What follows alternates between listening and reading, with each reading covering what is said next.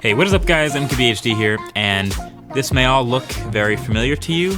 This is Samsung Galaxy S9. Yeah, this is definitely S9. And this is new. You're probably wondering if it's worth your money for an upgrade.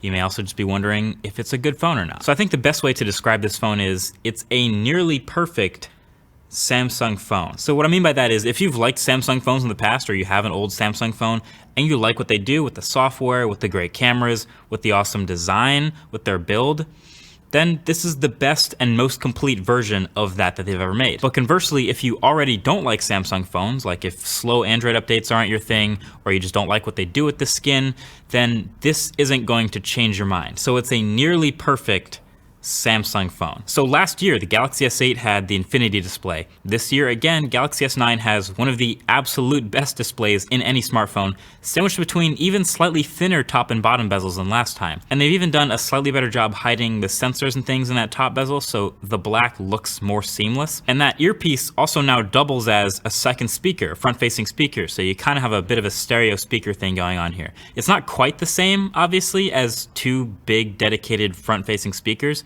but at least now it's a bit louder and clearer. If you accidentally block the bottom speaker, which can happen, you don't completely miss what's going on, so it's better.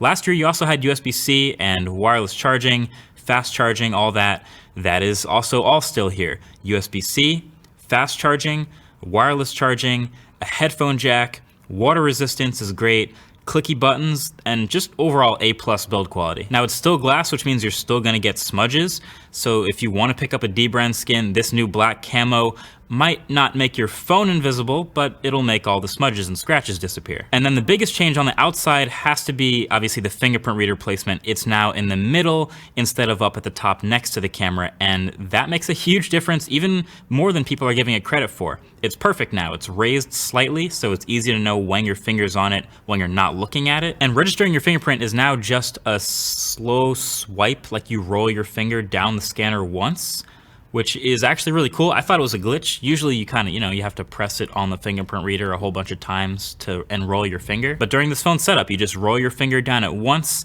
and it's 100% done. That is awesome. And then there's also now on the back of this phone a blood pressure sensor in addition to the heart rate monitor. So the heart rate monitor is not new. We've had that for a while. You can measure your heart rate. That's quick. But the blood pressure sensor, usually you haven't been able to do that with anything other than like the wrap and the tools in the doctor's office to actually get that reading in that number.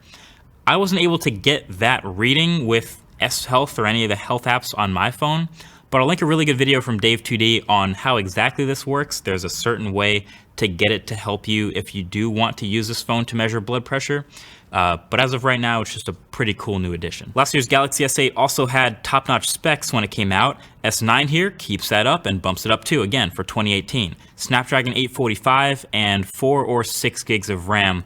And this does definitely feel like the smoothest Samsung phone yet. It still doesn't match stock Android. There's still little performance hiccups, like when opening up Bixby, for example, and occasionally in some other Samsung apps.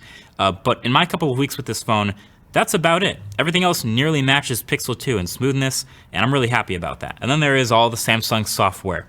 Again, they're still really not shy about their colorful look on top of Android, so it's not gonna change your mind if you already dislike the Samsung stuff, but it's all better. It still has a ton of advanced features. It added iris scanning from the Note, which is a little slower but more secure than regular facial recognition using the front-facing camera. And there's also a new intelligent scan which combines face scanning and iris scanning, basically using which one works better depending on light conditions. So I'm really into the new fingerprint reader, so I haven't necessarily used these as much, but it's cool to have all the options.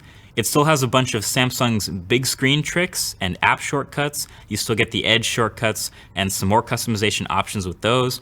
Sometimes with all this stuff, it can feel like Samsung's just kind of dumping as many features as possible on you. And maybe they are, but that's part of what they do. It still has Bixby and the Bixby button and everything Bixby's good for. Okay, I could have just disabled the Bixby button from day one, I know that, but I decided to give it another chance. I've left it enabled since day one, every day, using Bixby. and it's still not that great. Not only have I triggered it a couple times on purpose, but many times by accident when taking it out of my pocket. And every time I open it, I just kind of scroll down hoping to find something useful in these cards. But usually I don't, so then I close it. Bixby Voice can still do a lot of those like really intricate digging into the settings and longer strings of commands in the phone that other assistants can't do as well. So that's pretty cool. So turn on the flashlight. So if you're into that, if that's something you do on your phone often, you'll like Bixby when it understands you. But I'm not that person, so I'm gonna go ahead and disable it for now. So yeah, this is clearly still unapologetically a Samsung phone in the software department, for better or for worse. There's still 2 browsers out the box, 2 smart assistants, 2 calendars, 2 messaging apps. All the classic half-hearted Samsung ecosystem push is still there, but it's also Android, so you can get rid of that stuff that's annoying if you don't want it. Battery life, I think, is the biggest weakness of these new phones, the S9 and S9 Plus. It's not terrible, but among all the other great things about these phones, the battery life is definitely not great. So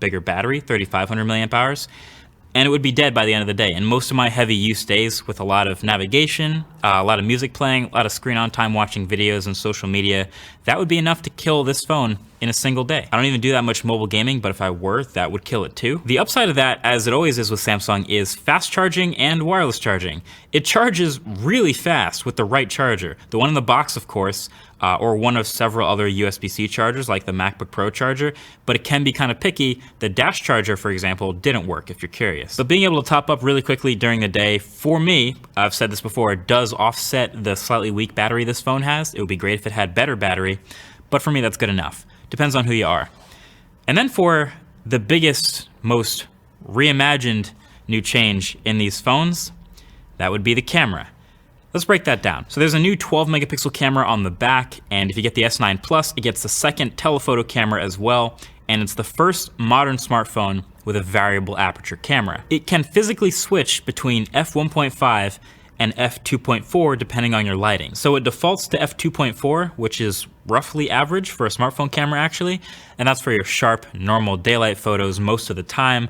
When you do get to low light under 100 lux, that's when it's gonna switch to wide open f1.5. Technically speaking, the mechanism to do this is really impressive, but it only matters if you can see the difference in photos. So, does it make a difference? So alright, generally photos from the Galaxy S9 camera are pretty damn good.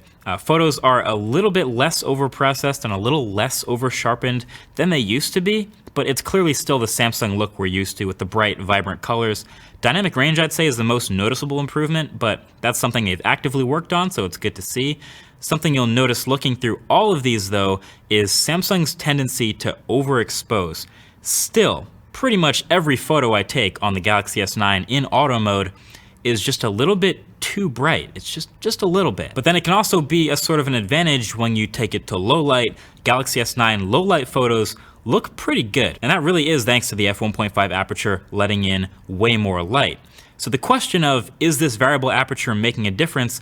Well, low light shots have seen a real bump up. There's less smoothing because it gets rid of less grain because there's less grain, because there's more light being let into the camera. So fundamentally, yes, it's working. It's still not the best camera in any smartphone though. That's still Pixel 2, hands down. And I'd say it still falls a little bit behind iPhone 10, but I don't think anyone will be disappointed with the third place performance of a great Galaxy S9 camera. Something people have also noticed recently is it shoots video in the Rec 2020 color space instead of Rec 709. That's what happens when you turn on or leave on HDR. If you turn that off, they can be Rec 709. So it's trying to look better again and more saturated on the Samsung displays, but you can turn that off. So all right, back in the impressions video, I did mention that it seems like Galaxy S9 Plus will have a pretty big advantage over the regular Galaxy S9 because you're getting now more RAM, more screen, more battery, and more camera. So it turns out most of this isn't actually that big of a deal. In the more RAM department, yes, Galaxy S9 Plus has 6 gigs of RAM, while the regular S9 has 4 gigs of RAM. Both are plenty. Hardly ever going to notice the difference in regular everyday use. Could be nice for future proofing though. The S9 Plus obviously has the second telephoto camera for live focus and for optical zoom sometimes. May or may not ever use that. If you do, obviously go with S9 Plus, but you might not miss that. And then of course the size difference means your 5.8-inch display versus 6.2-inch. And then your 3000 to 3500 milliamp hour battery. Again, both of which are somewhat mediocre. So not a huge difference between them. So it's a toss up if you're choosing between them, but I think the biggest thing I got out of this Galaxy S9 Plus existing now at this price point is there's way less reason to buy a Galaxy Note 8 right now. The Note 8 is really all about the stylus and it comes in at about $1,000. I would definitely pick the S9 Plus over that because of the lower price. Even though you get a slightly smaller screen, all the same advantages are there if you don't use that stylus. And even a lot of the other reasons people might have gone towards the Galaxy Note in the past, like your media experience, the huge screen, this tends to do a lot of that just as good, if not better, since you also get stereo speakers. But that's just if you're picking between Samsung phones. My point from the beginning of the video stands. This is just about the optimal Samsung phone that you can get right now, with all the pros and cons that come with that. You get all the pros and upsides of the Samsung experience taken to the max, the awesome displays, the A+ build quality, the checking of pretty much every box, stereo speakers, headphone jack, expandable storage, and a pretty damn good camera. But you also get all the cons of the Samsung experience too. Your double apps, your slower Android updates, your occasional hiccups, Bixby. So this thing really is great. It's perfect for the Samsung lover, but I, as you probably already know, am not that person. I will be switching back, I think, to my Pixel 2